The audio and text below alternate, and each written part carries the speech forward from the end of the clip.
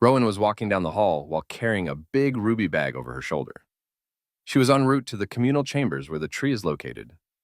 She spent over a quarter dineral getting all the young ones to come and nearly a third fabricating something that she just knows they will love. Valip warned her that she'll be constantly assaulted by questions. But Rowan was used to the constant questions at this point. She also had a little sister that would never stop asking questions. It'll take a lot to test Rowan's patience, thanks to having to deal with that since she was 9. She walked in to see all the kids gathered together. They were all wondering what Rowan wanted. Everything seemed to be finished in the communal chambers, and there was quite a bit of food. It didn't take long for them to notice Rowan's presence. "What are we doing here, Rowan?" Vaspa asked. "You'll see when you and the others sit down around that chair." Rowan answered while pointing to the chair next to the tree. Everyone sat down around the chair and waited for Rowan to sit and explain herself. She put the bag down and sat on the chair. She could see all the children looking at her earnestly. "You're all probably wondering what all this is about." Rowan began. They showed their affirmatives in their unique ways. "I brought you all some Christmas stories." For us to read? A gold-furred nippling asked. "For me to read to all of you." Rowan elaborated. "We do something similar. An amber nippling recalled. We not use books. Most stories told by word of muzzle." "That was the same for humans before books got popular." Rowan added before continuing. "Now I think The Night Before Christmas is a good place to start.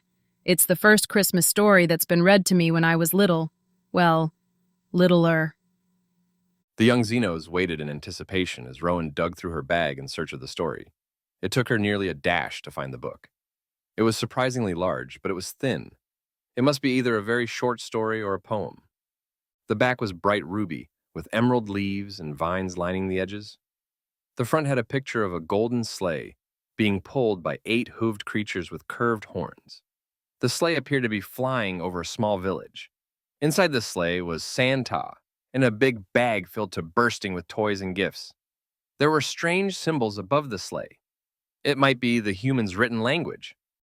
Rowan opened the book to the first of what appeared to be very few pages. It was heavily illustrated. There was a picture of a roof covered in snow. Next to that is what Rowan calls a natural tabby cat that appeared to be sleeping on a pillowed chair next to a red and green plant the human calls a poinsettia.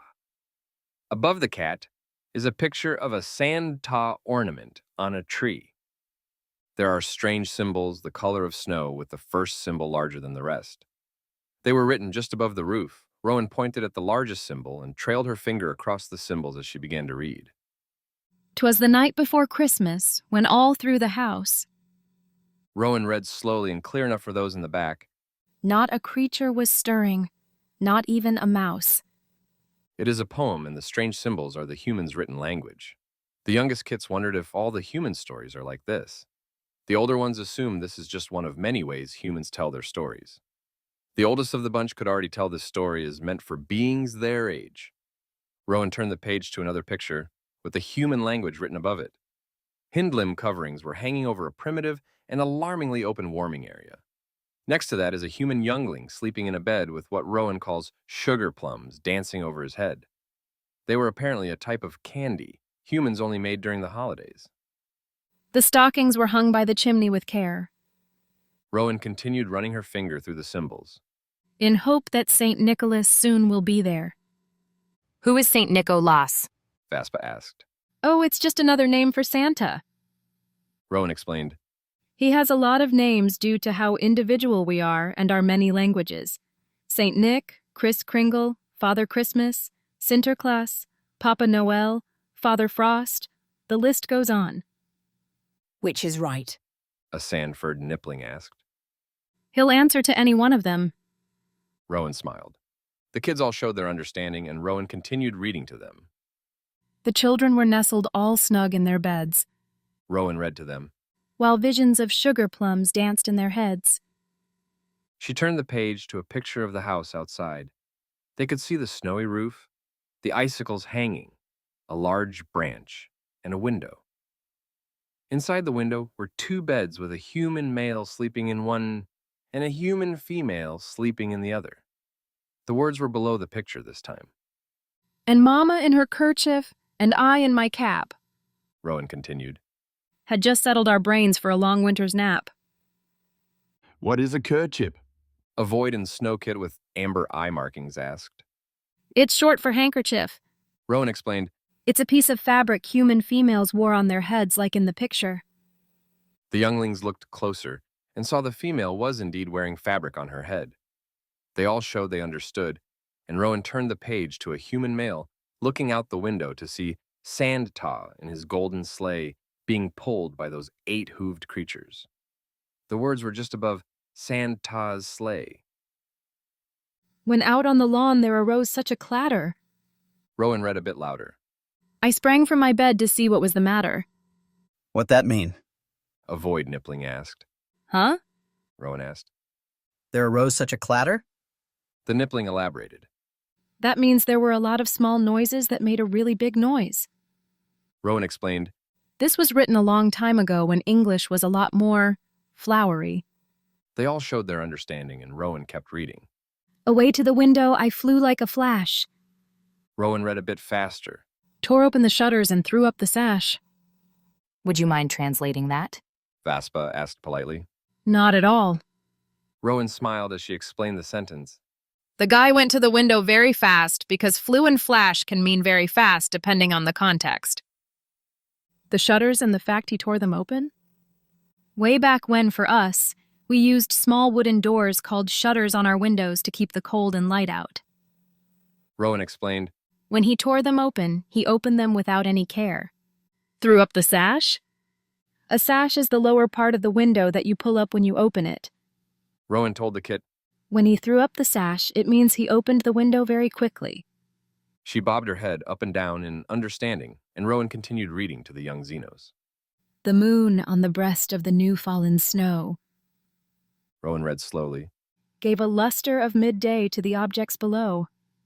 Breast? A dirt-furred nippling asked. It means the moon is on top of the snow in this context. Rowan explained. The snow had just fallen and the moon made it look very bright. The nippling stomped his right foot twice to show he understood. So that's what that stomping meant. Rowan thought. I thought Beso was just mad or something. Nope. Vaspa answered, which made Rowan jump. That's how Diglings show they understood you. Please stay out of my head. Rowan pleaded. It's dangerous in there. At least that's what Vexy told me. Also, it kind of creeps me out to not be able to keep my thoughts private. The kit bobbed her head and pulsed. Okay, I'll leave your thoughts to yourself. Thank you.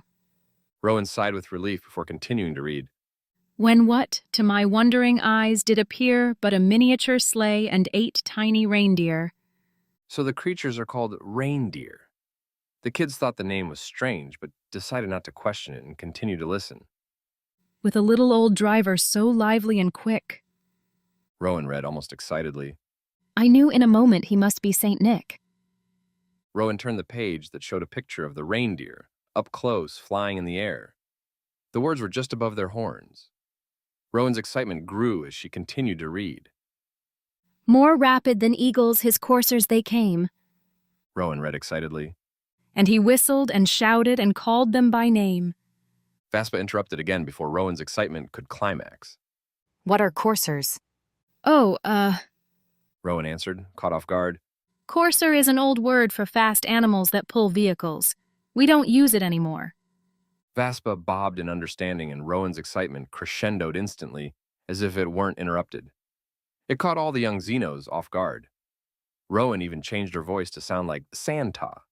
Now Dasher, now Dancer, now Prancer and Vixen. Rowan cried. On Comet, on Cupid, on Donner and Blitzen. The reindeer all had names. It made sense to the Xeno kids.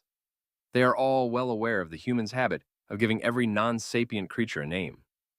Rowan turned the page to a picture of Santa in his golden sleigh flying to the top of the roof with his flying reindeer.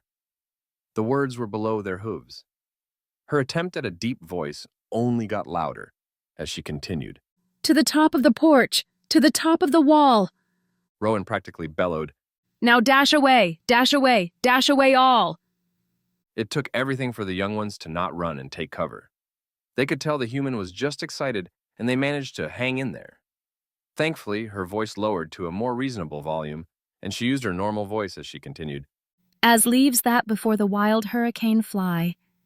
Rowan read carefully. When they meet with an obstacle, mount to the sky. What that mean? A Snowford Nippling asked nervously. It means they took to the sky like leaves in the wind. Rowan explained. We were very poetic and flowery back then. The Nippling stomped her foot twice to show she understood. Rowan turned the page to a picture of Santa, his sleigh and reindeer all on the roof. The words were below the image. So up to the housetop the coursers they flew, Rowan read. with the sleigh full of toys and St. Nicholas too. The kids were a tad in disbelief at a heavy sleigh on top of a house. But they figured the humans built their homes sturdier than most. They are from a grade 8 death world, after all. And then, in a twinkling, I heard on the roof Rowan continued. the prancing and pawing of each little hoof. The Xeno children figured that must have been loud and were amazed the noise didn't wake everyone in that house. Those humans must be heavy sleepers. Rowan turned the page to an image of Santa himself, covered in soot and stuffing the hind limb coverings. The words were above his head. Rowan's excitement was practically tangible as she read on. As I drew in my head and was turning around, Rowan read with a huge smile on her eerily elastic face. down the chimney St. Nicholas came with a bound. Down the chimney? Vaspa pulsed. That's how he enters houses, remember?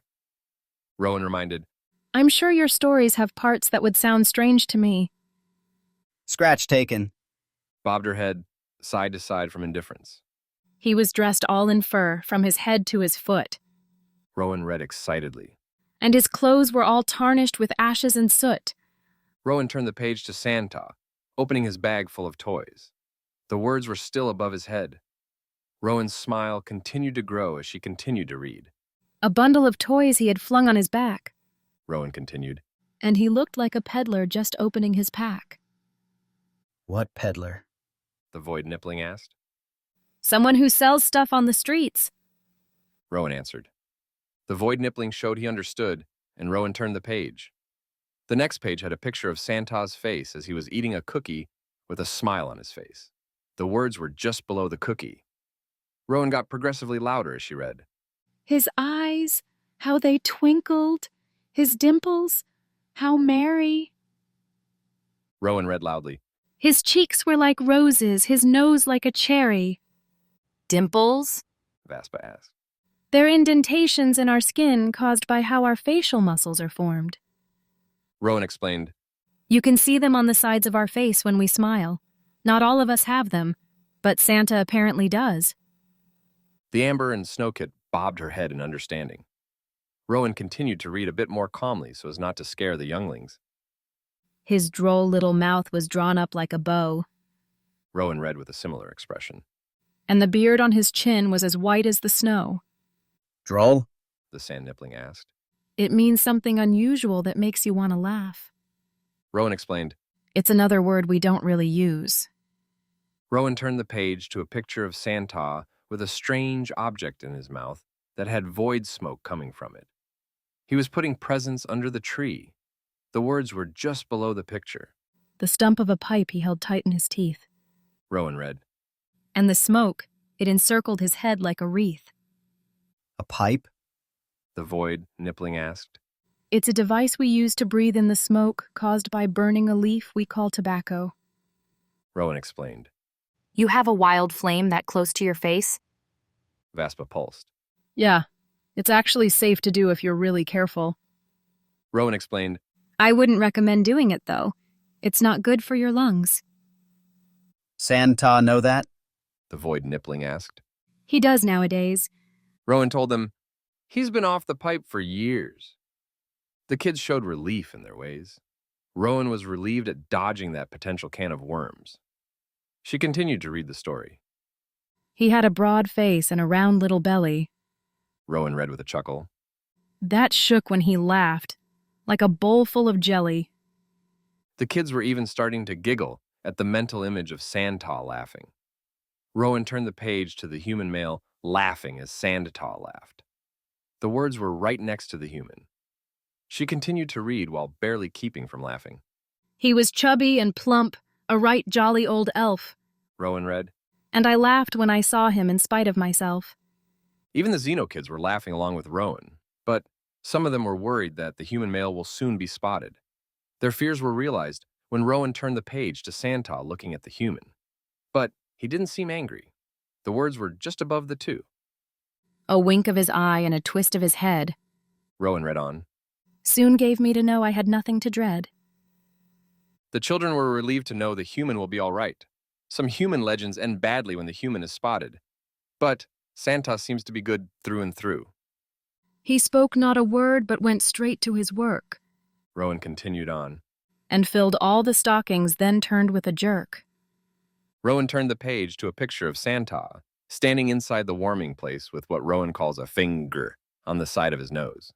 The words were below the image this time, and laying his finger aside of his nose. Rowan smiled as she read. And giving a nod, up the chimney he rose. He can fly? War, a bloodless Leopex, shouted. Only when he's going back up a chimney. Rowan answered. It's faster that way. War showed he understood by nodding once. Rowan turned the page to Santa riding his sleigh away from the house. The words were right next to the reindeer. He sprang to his sleigh, to his team gave a whistle, Rowan read. and away they all flew like the down of a thistle. The down of a thistle? Vaspa asked. It's a part of a thistle plant that's full of seeds. Rowan explained. They fly away when the wind blows hard enough. Vaspa bobbed her head in understanding as Rowan read the last line. But I heard him exclaim ere he drove out of sight. Rowan finished as she deepened her voice again. Merry Christmas to all, and to all a good night. Rowan closed the book and placed it in the bag. More? The void nippling asked. Yes, there's lots more. Rowan answered. You guys want me to read some more? All the young ones showed their assent almost excitedly. Rowan smiled and dug in her bag for another book. Here's an old favorite of mine. Rowan grinned while holding up the book. How the Grinch Stole Christmas. The Gurich. War asked. How did this being steal a tradition? You'll see when I read it. Rowan smiled as she opened the book. It went like this the entire denouement. Rowan reads a story to the young Xenos. They ask questions, and she answers them without losing her patience. She read every Christmas story she had from the bittersweet little match girl to the interesting twist of the gift of the Magi. When Valop went to check on Rowan, he found that everyone in the room was asleep. The kits and nipplings were all huddled together. It looked like a big ball of multicolored fur. Even the bloodless twins were asleep. Valop looked around and saw Rowan sleeping on the chair with 2 kits clinging onto her and 2 nipplings sleeping on her lap. He had thoughts of waking them up, but thought better of it. Just the sight of them made that warm feeling return, and he didn't want that to go away. He returned to the Vulpin chambers to nest with the Vulpin crew while wondering how Rowan will react to the young ones sleeping on and around her.